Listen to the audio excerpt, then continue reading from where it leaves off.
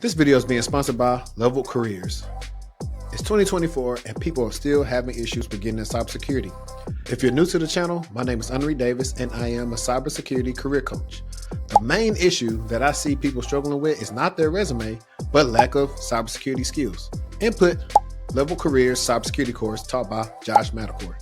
Now, this has been a course that I've recommended for plenty of people on my consultations and clients. And let me tell you, the results have been astounding. Some of the main reasons why you want to get into cybersecurity is because it's in high demand, job security, you can work remotely, and you're constantly learning new things. In 2021, the Bureau of Labor Statistics stated that the average salary for an information security analyst is $113,000. To get into cybersecurity, the link will be in the description. And use my code textual10 to get 10% off your purchase. All right, so now I got a couple of questions we can ask too, because I know I want to give the people some more gems. Yeah. Directly related to hiring. Okay. So to get a little bit more specific about your role, when you say global director, you're the global director over what? So global director of IT. So essentially all things IT. So engineering is external to IT, but there's a dotted line back. So if there are instances where, there's a delivery of a feature or something, I can request those. And I can also help through the management of those. But director of IT is around sysadmin, all of our, business applications, support, and organizational development from the technical perspective of things. So as they simply put it, anything with a screen on it is yours type of vibe. Got it. Yeah. Got it. So when you're looking to hire people, what are you looking for? Are you looking for more technical skill? Or are you looking for more soft skills, or a mixture of both? It depends on the role. So if I'm looking to hire someone, for example, we have a tier 2 role that we're looking for right now. What I'm looking for in that person is, say what now? I might have somebody for you. Yeah, send me for real. Send me that for real. What I'm looking for in that is someone who has experience in specific domains. So for example, right, if we were a Google organization and we're getting ready to do a migration of users from Microsoft to Google or vice versa, I want somebody that has done that before. I want you to be able, on your resume, right, again, hitting those key points. I think we talked about that earlier. I saw the lady looking through resumes and I asked her, like, what are you looking for? And she's like, I'm looking at this job description and I'm looking at the requirements that the hiring manager gave me, which is represented in this job description. And I want to see that in the first 2 to 3 seconds that I'm looking, right? I'm skimming. And if I don't see that, I'm just going to move on, right? But in that, being able to show, your teachability and one, just having an understanding of, as a subject matter expert, an understanding of a true understanding of what the tools are that are mentioned in the job description. So for example, Okta, you need to know how to manage the dashboard and create containers for users and create those user profiles and build out, application catalogs and all of those things. Right. And then if I'm looking for somebody in help desk, that's more of a, kind of a tier 1 role. If I'm looking for somebody in that range, just somebody that has a broad understanding, right? And then for me, if I'm interviewing that person and they're talking, about home projects and things that they've done, I'm more willing to give them an opportunity because I can see, that they're really interested in it. But for me, I'm a passion person. A lot of hiring managers ain't really, they're just like, yo, can you get in here and work? And can I delegate this work to you tomorrow? And that's all they be looking at. So, yeah. Piggybacking off of that, we talked about this before. Yeah. Off camera. How do you feel about certifications?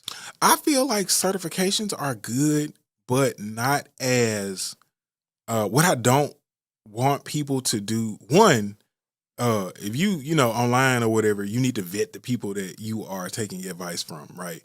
Realistically, if somebody is saying like, yo, you can get a 6-figure job in 6 weeks, right? First of all, use your, common sense in that, right? 6 figures is nothing. Like I know it's popular to say, $100,000 ain't no money. But most of America only make like $45,000, $50,000. Yeah, man, you still in a very small minority. So go into it with that understanding. First, don't just go and take a boot camp just for the sake of taking a boot camp, because you have to understand, and I sent that to you, right? The utility of certs, the thought of certifications has changed now. Hiring managers, when I was working at Georgia Tech, certs were literally like a big pat on the back. That was viewed as the thing that made you stand out as a professional that said, yo, they're taking this seriously. This is along their trajectory of whatever they're going towards, right? And it looks good. Now, people assume that a cert is a guarantee of a job.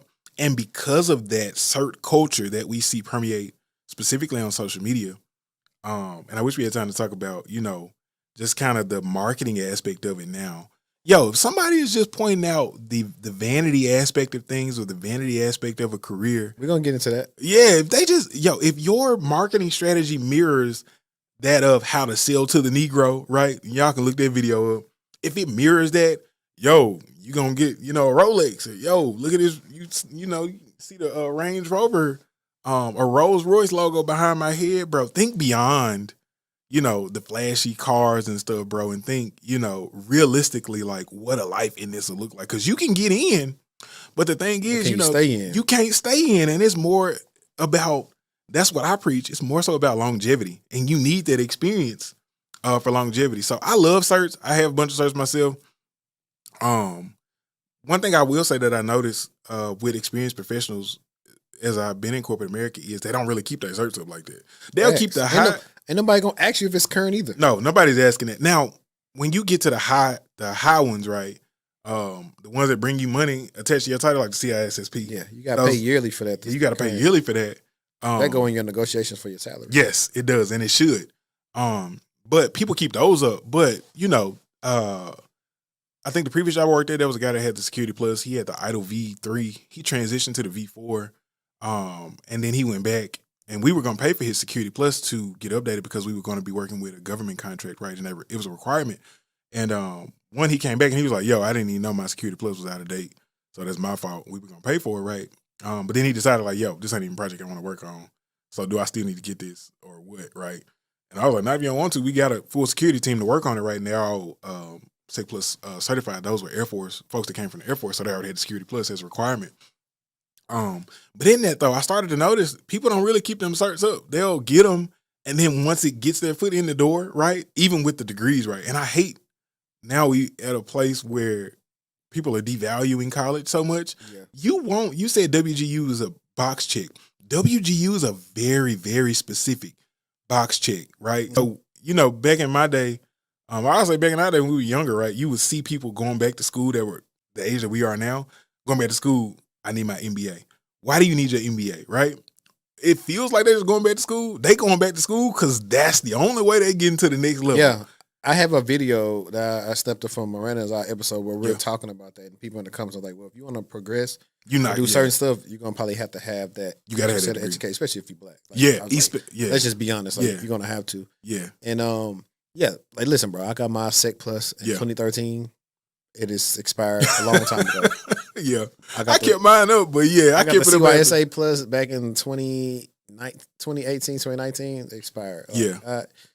It was just, at the time, just learning the knowledge, but like now it's like, if there's no reason for it, like I will only go and get like a CISSP like current just because it needs to be current. But other than that, like, no, I'm not. Because I mean, some of that stuff I don't even really do on a day to day anymore. So I typically go after certs that enhance what I do at work. Right. Or will help me land like the next role. Yeah.